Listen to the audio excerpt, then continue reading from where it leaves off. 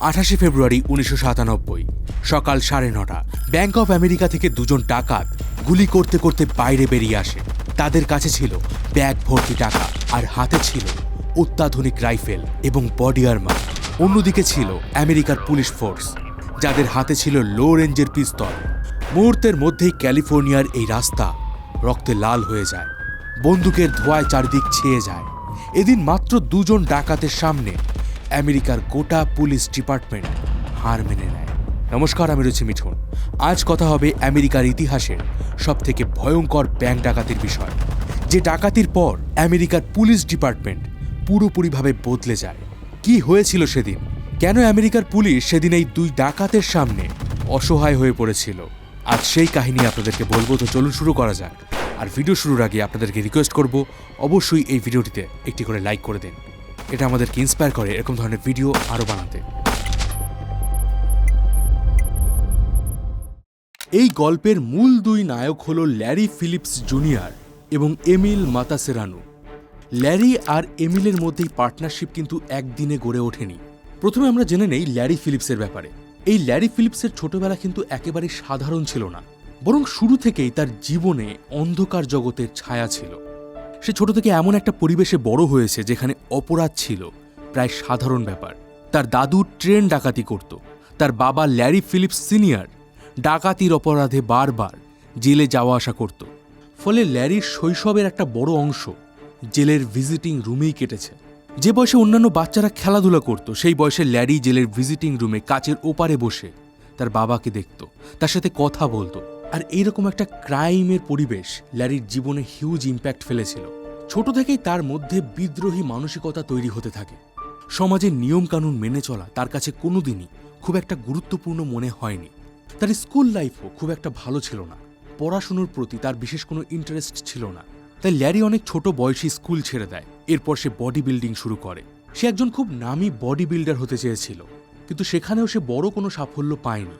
তার ফিজিক ভালো ছিল ঠিকই, কিন্তু সেটা প্রফেশনাল লেভেলে যাওয়ার মতো ছিল না। আর এই ব্যর্থতা ল্যারিকে আরও হতাশ করে দেয়। এরপর সে রিয়েল এস্টেট এজেন্টের কাজ শুরু করে, কিন্তু সেখান থেকেও সে চুরির চেষ্টা করে। একবার সে বেশ কিছু দামি স্যুট চুরি করতে গিয়ে পুলিশের হাতে ধরা পড়ে যায়। এরপর ধীরে ধীরে সে শর্টকাট খুঁজতে শুরু করে, কিভাবে অনেক টাকা ইনকাম করা যায়, কিভাবে ক্ষমতাশালী হওয়া যায়, এই সমস্ত কিছু। এরই মধ্যে ল্যারি ধীরে ধীরে ছোটখাটো চুরি, জালিয়াতি এইসবের মধ্যে জড়িয়ে পড়ে। অন্যদিকে এমিল ছিল রোমানিয়া থেকে আমেরিকায় আসা একজন ইমিগ্রেন্ট। এমিল মাতাসেরানো যখন রোমানিয়া থেকে আমেরিকায় আসে, তখন তার মনে অনেক স্বপ্ন ছিল, কিন্তু সেই স্বপ্ন শুরুতেই ধাক্কা খায় তার শারীরিক সমস্যার কারণে। এমিলের হার্টে জন্মগত একটা রোগ ছিল, যেটাকে বলা হয় অ্যাওর্টিক স্টেনোসিস। এর ফলে সে অন্যান্য বাচ্চাদের মতো ফুটবল খেলতে পারত না, দৌড়াতে পারত না। ফলে খুব ছোট থেকে সে অন্যান্য বাচ্চাদের থেকে আলাদা হয়ে পড়ে। যখন সে স্কুলে যায় তখন তার ওজন ছিল 350 পাউন্ড, প্রায় 160 কেজি। আর আমেরিকার স্কুলগুলোতে কি ভয়ানক রকমের বুলিং হয় সেই ব্যাপারে নিশ্চয়ই আপনারা জানেন। এমিলকেও তার ওজনের জন্য প্রতিদিন অনেক অপমান সহ্য করতে হতো। তাকে কোনো গ্রুপে নেওয়া হতো না, কোনো মেয়ে তার সাথে কথা বলতো না। এইভাবে বছরের পর বছর অপমান আর অবহেলা সহ্য করতে করতে সে মানসিকভাবে ভীষণই রাগী এবং একা হয়ে যায়। 1989 সালে এমিল ওজন কমানোর জন্য ক্যালিফোর্নিয়ার একটি জিমে ভর্তি হয়। আর এই জিমেই তার সাথে পরিচয় হয় ল্যারির সাথে। সে যখন ল্যারির সাথে প্রথমবার দেখা করে, সে ল্যারির মধ্যে এমন একজনকে খুঁজে পায় যে তাকে রেসপেক্ট দিত, অ্যাডমায়ার করত। আর এতে ধীরে ধীরে এই দুজনের মধ্যে বন্ধুত্ব গাঢ় হয়। এই দুজনেরই ওয়েপেনের উপর একটা অ্যাট্রাকশন ছিল। ল্যারি নিজে এমিলকে বন্দুক চালানো শেখায়। এর মধ্যেই তারা ছোটখাটো রিয়েল এস্টেট জালিয়াতি থেকে শুরু করে ছোটখাটো দোকানে ডাকাতি করতে শুরু করে। এখানে একটা ছোট্ট ইনফরমেশন আপনাদেরকে দিয়ে দেই। 1991 সালে আমেরিকায় প্রায় 10,000 ব্যাংক ডাকাতি হয়েছিল। মানে হিসাব করে দেখতে গেলে প্রত্যেক 45 মিনিটে একটা করে ব্যাংক ডাকাতি হতো।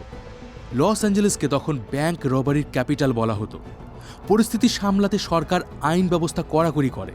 ব্যাংক ডাকাতির অপরাধে ন্যূনতম 25 বছরের জেলের শাস্তি ঘোষণা করা হয়। ব্যাংকগুলো ড্রিল, ডাইপ্যাক এবং আধুনিক সার্ভেলেন্স ব্যবহার করতে শুরু করে। এর ফলে ছোটখাটো ছিচকে চোর ডাকাতরা ভয় পেয়ে যায়। কিন্তু ল্যারি আর এমিলের মতো যারা ভয়ঙ্কর অপরাধী ছিল, তারা আরও বেশি হিংস্র হয়ে ওঠে। কারণ তারা ভাবে যদি ধরা পড়লে 25 বছরের জেলই হয়, তাহলে এমনভাবে ডাকাতি করব যাতে পুলিশ কোনোদিন ধরতেই না পারে। তারা সাধারণ পিস্তল ছেড়ে এবার মিলিটারি গ্রেডের ওয়েপেন জোগাড় করতে শুরু করে। 1993 সালের অক্টোবর মাসে এই দুজন ক্রিমিনালের ভাগ্য মুখ থুবড়ে পড়ে। তারা প্রথম বড় একটা আর্মার্ড কার, মানে যে গাড়িগুলোতে করে টাকা নিয়ে যাওয়া হয়, সেটা লুট করে এবং কয়েক হাজার ডলার নিয়ে পালিয়ে যায়। কিন্তু 3 মাস পরেই তারা পুলিশের জালে ধরা পড়ে যায়। পুলিশ তাদের গাড়ি থেকে দুটো সেমি অটোমেটেড রাইফেল, দুটো পিস্তল, স্মোক গ্রেনেড, পুলিশের স্ক্যানার আর বডি আর্মার উদ্ধার করে। কিন্তু এত কিছুর পরেও মাত্র 100 দিনের মধ্যেই তারা আইনের ফাঁক দিয়ে বেরিয়ে যায়। জেল থেকে বেরিয়ে এই দুজনের কনফিডেন্স আরও বেড়ে যায়, তারা আরও বেশি ভয়ঙ্কর হয়ে ওঠে। 1995 সালে তারা একজন সিকিউরিটি গার্ডকে খুন করে ডাকাতি করে। 1996 সালে ব্যাংক অফ আমেরিকার দুটো শাখাতে পরপর তারা একদম মিলিটারি স্টাইলে অপারেশন চালায়। কয়েক মিনিটের মধ্যেই তারা ভেতরে ঢোকে, মাথায় বন্দুক ঠেকিয়ে ব্যাগ ভর্তি করে টাকা নিয়ে চম্পট দেয়। এরপর তারা নেক্সট টার্গেট করে লরেল ক্যানিয়ন বুলেভার্ডের ব্যাংক অফ আমেরিকাকে। এটাই ছিল তাদের ক্যারিয়ারের সবচেয়ে বড় এবং শেষ টার্গেট। এই ডাকাতির সবচেয়ে ভয়ঙ্কর বিষয় ছিল তাদের বডি আর্মার। ল্যারি নিজে কয়েক মাস ধরে রিসার্চ করে নিজের বডি আর্মার ডিজাইন করে। প্রথমে সে বেশ কয়েকটা হাই কোয়ালিটি কেভলার ভেস্ট কেনে এবং সেগুলোকে নিজের হাতে কেটে সেলাই করে এবং এমন একটা স্যুট বানায় যা পরলে মাথা থেকে পা পর্যন্ত ঢাকা থাকে। ল্যারি শুধুমাত্র তার বুক বা পিঠ নয়, তার হাত পা এমনকি প্রাইভেট পার্টসও কেভলার স্যুট দিয়ে ঢেকে ফেলেছিল। আর ল্যারির এই স্যুটের ওজন ছিল প্রায় 20 কেজি, আর এমিলের স্যুটের ওজন ছিল 15 কেজি। এই আর্মার পরলে একজন মানুষের পক্ষে সহজে চলাফেরা করা প্রায় অসম্ভব হয়ে যায়, কিন্তু এটা পরলে কোনো পিস্তলের গুলি আপনাকে টাচ করতে পারবে না। এগুলো পরে দৌড়ানো তো দূরের কথা, ঠিকঠাক করে হাঁটাও কষ্টকর। তাই এমিল এবং ল্যারি শারীরিক কষ্ট আর ভয় দূর করার জন্য ফেনোবারবিটাল নামের একটা ড্রাগস নেয়। এই ড্রাগস শরীরে গেলে নার্ভকে আরও বেশি পরিমাণে স্ট্রং করে তোলে, শারীরিক কষ্ট অনুভব হয় না। এদিকে ল্যারিদের কাছে ওয়েপেনের কোনো অভাব ছিল না। তাদের কাছে ছিল 3টে চাইনিজ AK-47, যেগুলোতে 100 রাউন্ডের ড্রাম ম্যাগাজিন লাগানো ছিল, অর্থাৎ একবার ট্রিগার প্রেস করলে 100টা গুলি ননস্টপ বেরিয়ে যাবে। এর সাথে ছিল একটা HK-91 রাইফেল, যেটা দূর থেকে যে কোনো লক্ষ্য ভেদ করতে পারে। তাদের ব্যাগে 3000 রাউন্ডেরও বেশি অ্যামো বা গুলি ছিল। আর বলে দেই, লস অ্যাঞ্জেলেসে সে সময় ছোটখাটো থানাতেও এত পরিমাণে ওয়েপেন থাকতো না। এরপর আসে সেই বিশেষ দিন, 1997 সালের 28শে ফেব্রুয়ারি, শুক্রবার। ল্যারি আর এমিল জানতো যে এই শুক্রবার সকালে ব্যাংকের ভল্টে ক্যাশ জমা হয়। তাদের প্ল্যান একেবারে পারফেক্ট ছিল। তারা ব্যাংকে ঢুকবে, মাত্র 8 মিনিটের মধ্যে সমস্ত ক্যাশ নেবে, আর পুলিশ আসার আগেই তারা হাইওয়ে ধরে চম্পট দেবে। ঘড়িতে তখন 9:16। প্ল্যান মতো এই দুজন তাদের সাদা শেভরোলে গাড়িটা ব্যাংকের নর্থ সাইডের পার্কিং লটে পার্ক করে। ল্যারি গাড়ির ডিক্কি থেকে রাইফেলগুলোকে বের করে। এই সময় এলাকা পুরোপুরি শান্ত ছিল। তখনও পর্যন্ত কেউ ভাবতেও পারেনি যে এর পরের কয়েক মিনিট এখানে কি হতে চলেছে। ঠিক যখনই তারা ব্যাংকের দরজার দিকে এগোচ্ছিল, তখনই টহলরত দুজন পুলিশ অফিসার লোরেন ফারেল এবং মার্টিন হুইটফিল্ড তাদের দেখে ফেলেন। অফিসাররা রেডিওতে সাথে সাথে সমস্ত ইউনিটকে ওয়ার্নিং দিয়ে দেয়, নর্থ হলিউডের ব্যাংক অফ আমেরিকায় ডাকাতি চলছে। ল্যারি বুঝতে পারে পুলিশ তাদের দেখে ফেলেছে, কিন্তু সে একটুও ঘাবড়ায় না, কারণ ততক্ষণে তাদের শরীরে দেওয়া সেই ড্রাগস কাজ করতে শুরু করে দিয়েছিল, যা তাদের যে কোনো পরিস্থিতিতে একেবারে শান্ত করে রাখছিল। ল্যারি এমিলকে ইশারা করে ভেতরে ঢুকেই ল্যারি সিলিং লক্ষ্য করে কয়েক রাউন্ড গুলি চালায়। ব্যাংকের কাস্টমাররা ভয়ে মেঝেতে শুয়ে পড়ে। এমিল চিৎকার করে অ্যাসিস্ট্যান্ট ম্যানেজারকে ভল্ট খুলতে বলে, কিন্তু এখানে তাদের হিসাবে একটা কিছু ভুল হয়ে যায়। তাদের কাছে থাকা ইনফরমেশন অনুযায়ী সেদিন ভল্টে অন্তত $7.5 লক্ষ থাকার কথা ছিল, কিন্তু ব্যাংকের সিকিউরিটি প্রোটোকল বদলে যাওয়ার কারণে ভল্টে সেদিন মাত্র $42,000 ছিল। এমিল রেগে গিয়ে ওই ব্যাংকের ভল্টের উপর গুলি চালায়। এরই মধ্যে তারা খেয়াল করে দেখে যে 8 মিনিটের মধ্যে অলরেডি 5 মিনিট পার হয়ে গেছে। তাদের হাতে একদম সময় নেই। এদিকে বাইরে ততক্ষণে পুলিশের সাইরেন বাজতে শুরু করে। ঠিক 8 মিনিট পর 9:24 ল্যারি আর এমিল ব্যাংক থেকে বেরিয়ে যাওয়ার জন্য দরজার কাছে আসে। ল্যারি প্রথমে বাইরে মাথা বের করে দেখে বাইরে তখন প্রায় 20 জনেরও বেশি পুলিশ অফিসার চারিদিক থেকে ব্যাংকটাকে ঘিরে ফেলেছে। এই মুহূর্তে সাধারণ ডাকাতরা কি করে? পুলিশ দেখলে স্যারেন্ডার করে অথবা তারা লুকিয়ে পড়ে। কিন্তু ল্যারি কি করেছিল জানেন? সে সরাসরি মাঝ রাস্তায় বেরিয়ে আসে। সে কোনো কভার ছাড়াই তার কাছে থাকা AK-47 দিয়ে পুলিশের উপর ব্রাশ ফায়ার করতে শুরু করে। পুলিশ অফিসাররা ভাবে হয়তো কয়েক রাউন্ড গুলি করলেই ডাকাতটার দমে যাবে, কিন্তু তারা যখন দেখল তাদের করা গুলি ল্যারির গায়ে লেগে স্রেফ ঠিকরে বেরিয়ে যাচ্ছে, তখন তারা শকড হয়ে যায়। পরবর্তীকালে পুলিশ অফিসার ট্রেসি অ্যাঞ্জেলস একটা টিভি সাক্ষাৎকারে বলেছিলেন, আমি যখন ওদের বুকের উপর গুলি করছিলাম, ওরা এক মুহূর্তের জন্য কাঁপছিল না। ওরা আমার দিকে তাকিয়ে হাসছিল, আর তারপর আবারও আমাদের উপর গুলি চালাচ্ছিল। মনে হচ্ছিল আমরা যেন একটা পাহাড় ভাঙার চেষ্টা করছি। ল্যারির কন্টিনিউয়াস গুলিতে পুলিশের গাড়িগুলো টায়ার ফেটে যায়, উইন্ডশিল্ড চুরমার হয়ে যায়। ল্যারি রাস্তার মাঝখানে দাঁড়িয়ে প্রায় 10 মিনিট ধরে একাই কয়েকশো রাউন্ড গুলি ফায়ার করে। এরই মধ্যে এমিলও বেরিয়ে আসে, আর এবার তারা দুজনে মিলে একটা ফায়ার সার্কেল তৈরি করে। লস অ্যাঞ্জেলেসের আকাশ তখন কালো ধোঁয়ায় ছেয়ে যায়। নিউজ হেলিকপ্টারগুলো লাইভ দেখাচ্ছিল যে কিভাবে আমেরিকার পুলিশ দুটো সামান্য ডাকাতের সামনে অসহায়ভাবে দাঁড়িয়ে আছে। এবার আপনাদের মনে নিশ্চয়ই প্রশ্ন আসবে যে পুলিশের কাছেও তো ওয়েপেন ছিল, তাহলেও তারপরে তারা কেন ল্যারি এবং এমিলকে থামাতে পারল না? জানলে অবাক হবেন, তখনকার দিনে পুলিশের হাতে শুধুমাত্র 9mm বেরেটা পিস্তল থাকত। এই পিস্তলের গুলি মাংসপেশি ভেদ করতে পারলেও এটা কোনো শক্ত স্টিলের প্লেট ভেদ করতে পারে না। পুলিশের গুলি যখন ল্যারির বডি আর্মারগুলোতে লাগছিল, তখন সেগুলো চ্যাপ্টা হয়ে নিচে পড়ে যাচ্ছিল। ল্যারির বড় জোর একটা ধাক্কা ফিল হচ্ছিল, তার শরীরে কোনো রকম ক্ষতি হচ্ছিল না। অন্যদিকে ল্যারি আর এমিলের হাতে ছিল AK-47 রাইফেল, যেগুলো একেবারে অ্যাডভান্স লেভেলের। এতে ছিল 7.62mm এর বুলেট। এইগুলোর পেনিট্রেশন পাওয়ার এতটাই বেশি যে এটা সেই সময় আমেরিকান পুলিশের স্ট্যান্ডার্ড বুলেট প্রুফ ভেস্টকেও মাঝখান থেকে চিরে বেরিয়ে যেতে পারত। ইভেন ল্যারিরা যখন পুলিশের গাড়িগুলোর উপর গুলি করছিল, সেগুলো এক পাশ থেকে ঢুকে গাড়ির অন্য পাশ থেকে বেরিয়ে যাচ্ছিল। এগুলোর রেঞ্জ ছিল 300 থেকে 400 মিটার, আর পুলিশের পিস্তলের রেঞ্জ ছিল মাত্র 25 থেকে 50 মিটার। আর এটাই ছিল সেদিনের লড়াইয়ের সবথেকে বড় ট্র্যাজেডি। আমেরিকান পুলিশের অবস্থা সেদিন এতটাই করুণ ছিল যে সোয়াট টিম আসতে আরও 20 মিনিট সময় লাগবে। এরই মধ্যে 11 জন অফিসার রাস্তায় পড়ে কাতরাচ্ছিলেন। নিজেদের প্রাণ বাঁচাতে কিছু পুলিশ অফিসাররা ছুটে পাশের একটা বন্দুকের দোকানে চলে যান এবং দোকানের মালিকের থেকে তারা বেশ কিছু রাইফেল ধার নেন। এই কথাগুলো শুনে আপনাদের মনে হতে পারে আমি হয়তো কোনো মুভির সাজানো গল্প বলছি, কিন্তু তা নয়, এগুলো সেদিন সত্যি হয়েছিল। দোকানদার সেদিন পুলিশদের বেশ কয়েকটা সেমি অটোমেটিক রাইফেল আর প্রচুর গুলি দিয়েছিল, কিন্তু এগুলো চালাতেও পুলিশদের সমস্যা হচ্ছিল, কারণ এই ওয়েপেনগুলো চালানোর জন্য তাদের কাছে কোনো ট্রেনিং ছিল না। ল্যারি আর এমিল তখনও রাস্তার মাঝখানে দাঁড়িয়ে লড়াই চালিয়ে যাচ্ছিল। এরপর ল্যারি আর এমিল আস্তে আস্তে তাদের গাড়ির দিকে পিছিয়ে যেতে শুরু করে।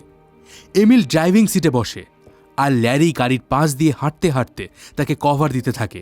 এই সময় পুলিশের করা একটা গুলি ল্যারির টাকার ব্যাগে থাকা ডাই প্যাকে এসে লাগে, আর এর ফলে সেই ডাই প্যাক ফেটে যায় এবং টাকার সমস্ত বান্ডিলগুলোতে রং লেগে যায়। ব্যাংক ডাকাতি থেকে বাঁচার জন্য ব্যাংকের কর্তৃপক্ষরা টাকার সাথে বেশ কিছু ডাই প্যাক রেখে দেয়, যাতে এই ডাই প্যাকগুলো ফেটে গিয়ে টাকা নষ্ট হয়ে যায় এবং ওই ডাকাতরা ওই টাকা কখনোই ব্যবহার করতে পারবে না, বা তারা যদি কোথাও ব্যবহার করতে যায় তারা ধরা পড়ে যাবে। ল্যারি যখন দেখল যে $42,000 সবটাই তাদের নষ্ট হয়ে গেছে, তারা সেই টাকার ব্যাগ রাস্তাতেই ফেলে দেয়, আর সমস্ত টাকার নোটগুলো রাস্তার মাঝেই ছড়িয়ে পড়ে। যে টাকার জন্য তারা রক্তগঙ্গা বইয়ে দিয়েছিল, সেই টাকাই তারা ফেলে দিতে বাধ্য হয়। 9:43 ল্যারি আর এমিল আলাদা আলাদা হয়ে যায়। ল্যারি একটা বড় ট্রাকের পেছনে কভার নেয়। ল্যারি তখন পুরোপুরি একা। তার গায়ে তখনও পর্যন্ত প্রায় 7টা গুলি লেগেছে। হঠাৎই পুলিশের একটা স্নাইপার শট ল্যারির পিঠের আর্মারের ফাঁকা জায়গায় গিয়ে লাগে। ল্যারি যন্ত্রণায় মাটিতে লুটিয়ে পড়ে। এরই মধ্যে তার AK-47 রাইফেল জ্যাম হয়ে যায়। ল্যারি তার কাঁধ থেকে একটা বেরেটা পিস্তল বের করে, কিন্তু পুলিশ তাদের গুলি থামায় না, আর পুলিশের ক্রমাগত গুলিতে ল্যারির শরীর ঝাঁঝরা হয়ে যায়। অন্যদিকে এমিল তার গাড়ি নিয়ে একটা ব্লকের মধ্যে ঢুকে পড়ে। পুলিশের গুলিতে অলরেডি তার গাড়ির টায়ার পাঞ্চার হয়ে গিয়েছিল। এই সময় সে একটা জিপ হাইজ্যাক করে ওখান থেকে পালানোর চেষ্টা করে, কিন্তু যখনই সে জিপটাকে হাইজ্যাক করতে যায়, ওই জিপের ড্রাইভার চাবি নিয়ে পালিয়ে যায়। ততক্ষণে সোয়াট অফিসার একটা বড় পুলিশের ভ্যান নিয়ে এমিলের দিকে এগিয়ে আসে। এমিল ট্রাকের পেছনে লুকিয়ে সোয়াট টিমের সঙ্গে লড়াই চালিয়ে যায়। এই সময় সোয়াট অফিসার একটা গুরুত্বপূর্ণ বিষয় লক্ষ্য করে। তারা দেখে যে এমিলের শরীরের উপরের অংশে আর্মার থাকলেও তার পায়ের হাঁটু থেকে গোড়ালি পর্যন্ত কোনো আর্মার নেই। তখন তারা নিচু হয়ে এমিলের পা লক্ষ্য করে গুলি চালায়। এমিলের পায়ে পরপর তারা 29টা গুলি করে। এমিল মাটিতে লুটিয়ে পড়ে, আর একবার সে মাটিতে লুটিয়ে পড়তেই সোয়াট টিমের অফিসাররা তাকে গুলিতে ঝাঁঝরা করে দেয়। 10:01 নাগাদ প্রায় 44 মিনিটের এই রক্তক্ষয়ী লড়াই শেষ হয়। ওই এলাকাটা তখনও সেফ ছিল না, এই কারণে পুলিশ ওই এলাকায় কোনো অ্যাম্বুলেন্স ঢুকতে দেয়নি। এমিল রাস্তার উপর শুয়ে কাতরাতে থাকে। সে জল চায়, কিন্তু পুলিশ তাকে জলও দেয়নি। প্রায় 1 ঘন্টা পর অতিরিক্ত ব্লিডিংয়ের কারণে রাস্তার উপরেই এমিলের মৃত্যু হয়। তো এই 44 মিনিটে ঠিক কি হয়েছিল চলুন একটু সংক্ষেপে বলে দেই। 2000 রাউন্ডেরও বেশি গুলি চলে। ল্যারি আর এমিল ছাড়া ওখানে কেউ মারা যায়নি, কিন্তু 12 জন পুলিশ অফিসার এবং 8 জন সাধারণ মানুষ মারাত্মকভাবে আহত হন। আর সারা বিশ্ব দেখে যে কিভাবে মাত্র 2 জন ডাকাতের সামনে একটা শহরের গোটা পুলিশ ডিপার্টমেন্ট নাস্তানাবুদ হয়ে গিয়েছিল। এই ঘটনার পরে আমেরিকার পুলিশিং সিস্টেমে একটা হিউজ চেঞ্জেস আসে। পুলিশ ডিপার্টমেন্টগুলোতে AR-15 রাইফেলের মতো শক্তিশালী অস্ত্র দেওয়া বাধ্যতামূলক করা হয়। পুলিশের বডি আর্মার আরও উন্নত করা হয়। যে সোয়াট টিমকে আগে শুধুমাত্র কোনো বিশেষ পরিস্থিতিতে ডাকা হতো, তাদের ডিউটি স্টাইল পুরোপুরি বদলে ফেলা হয়। আজ আমেরিকার পুলিশকে যে কোনো মিলিটারির ধাঁচে দেখা যায়, আর তার পেছনে একটা বড় কারণ হচ্ছে এই নর্থ হলিউডের শুট আউট। দেখুন, ল্যারি আর এমিল কিন্তু কোনো হিরো ছিল না, তারা ছিল হার্ড কোর ক্রিমিনাল। কিন্তু তাদের এই ডাকাতি একটা জিনিস প্রমাণ করে, অপরাধীরা যদি আধুনিক প্রযুক্তিতে সজ্জিত হয় তবে আইনকে তার চেয়েও বেশি শক্তিশালী হতে হবে। আর এই ঘটনা দিয়ে কিন্তু আমাদের ভারতীয় পুলিশ ডিপার্টমেন্টেও একটা বড় শিক্ষা পেতে পারি আমরা। আমাদের ভারতীয় পুলিশ ডিপার্টমেন্টের কাছেও আজকের দিনও কিন্তু খুব আধুনিক অস্ত্রশস্ত্র নেই। ইন ফিউচার যদি এরকম কোনো ঘটনা আমাদের ভারতে হয়, তাহলে কিন্তু আমাদের ভারতীয় পুলিশকেও যথেষ্ট বেগ পেতে হবে সেই দুষ্কৃতীদের আটকাতে। ঠিক যেমনটা মুম্বাই টেররিস্ট অ্যাটাকের সময় হয়েছিল। যে সময় আতঙ্কবাদীদের কাছে AK-47 রাইফেল ছিল, তখন মুম্বাই পুলিশের কাছে ছিল সিঙ্গেল শট বড় বড় রাইফেলগুলো। যদিও আজকের দিনে পুলিশের কাছে অস্ত্রের অনেক পরিবর্তন এসেছে, কিন্তু এই চেঞ্জেস আরও দ্রুত আনা উচিত। তো এই লস অ্যাঞ্জেলেসে সেদিন যে ঘটনাটা ঘটেছিল, সেই ব্যাংক অফ আমেরিকার সামনে আজ একটা ছোট্ট মেমোরিয়াল আছে। এই মেমোরিয়ালে গেলে আজও আপনি ল্যারি আর এমিলের সেই রক্তমাখা বডি আর্মার এবং জ্যাম হয়ে যাওয়া AK-47 দেখতে পাবেন। এই মেমোরিয়াল শুধুমাত্র সেই ডাকাতদের জন্য নয়, সেই সাহসী পুলিশ অফিসারদের জন্য যারা শুধুমাত্র সাধারণ পিস্তল নিয়ে AK-47 এর সামনে দাঁড়িয়েছিল। তো কেমন লাগলো এই ঘটনাটা? কমেন্ট সেকশনে অবশ্যই জানান। আপনি কি এরকম ধরনের ব্যাংক ডাকাতির ঘটনা আরও ভবিষ্যতে দেখতে চান? সেটাও আমাদেরকে কমেন্ট সেকশনে জানাবেন। আমেরিকান সৈন্যরা ভিয়েতনামে গিয়ে একেবারে নাস্তানাবুদ হয়ে গিয়েছিল। ভিয়েতনামের সৈন্যরা কিভাবে সুড়ঙ্গ তৈরি করে পৃথিবীর সবথেকে শক্তিশালী সেনাবাহিনী আমেরিকান সৈন্যবাহিনীকে হারিয়ে দিয়েছিল, সেই বিষয়ে ডিটেলসে জানার জন্য এই ভিডিওটা দেখুন। দেখা হবে পরের ভিডিওতে। ততদিন ভালো থাকবেন, সুস্থ থাকবেন। আর আমি ছিলাম মিঠুন আপনার সাথে।